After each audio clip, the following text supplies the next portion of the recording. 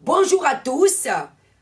Voici le message de l'Éternel des armées ce matin, afin que nous puissions être établis dans notre vie spirituelle. Dans Luc chapitre 24, versets 1 à 5, nous allons attendre la révélation de Dieu ce matin pour notre vie.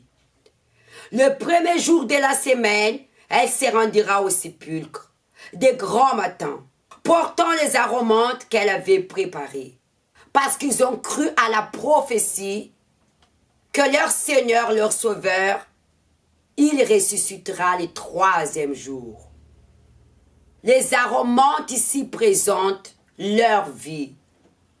Elles se sont abandonnées totalement entre la main de Dieu parce qu'ils ont cru à la prophétie que le Seigneur Jésus-Christ est venu pour mourir sur la croix pour les accorder la vie éternelle.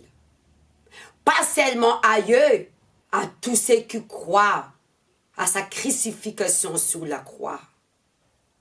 La crucifixion de Jésus pour faire chacun de nous un parfum de Christ. Nous présentons aujourd'hui le corps de Christ.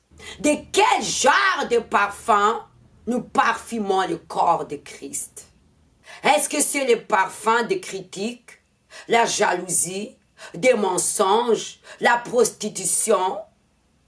Est-ce que c'est le parfum d'infidélité, de faux témoignages contre nos prochains? Le grand Seigneur Sauveur Jésus-Christ, il s'est dépouillé sur la croix, afin que nous puissions faire la volonté du Père pour chacun de nous, pour que nous mourons de notre chair, pour vivre pour lui. Ainsi, nous portons le parfum de Christ, parfum d'humilité, le pardon, la douceur, la maîtrise de soi, et nous serons ses témoins. C'est pourquoi il a laissé son Fils mourir sur la croix, pour que nous mourons avec lui, pour nous accorder la grâce de la vie éternelle. Étant entrée, elle ne trouvait pas le corps du Seigneur Jésus. Pourquoi ne trouvait pas le corps du Seigneur Jésus? Parce que le Seigneur Jésus était ressuscité. Comme elle ne savait que penser de cela, voici deux hommes leur apparus, habillants, resplendissants. Il saisit de frayir, elle baissera le visage contre terre, mais il leur dira, pourquoi cherchez-vous parmi les morts celui qui est vivant? C'est-à-dire, Christ a déjà payé un grand prix pour que nous puissions avoir la vie en nous et la vie éternelle. Pourquoi nous continuons toujours à mourir à cause de notre chair? La mort de Jésus-Christ sur la croix pour nous accorder la vie éternelle.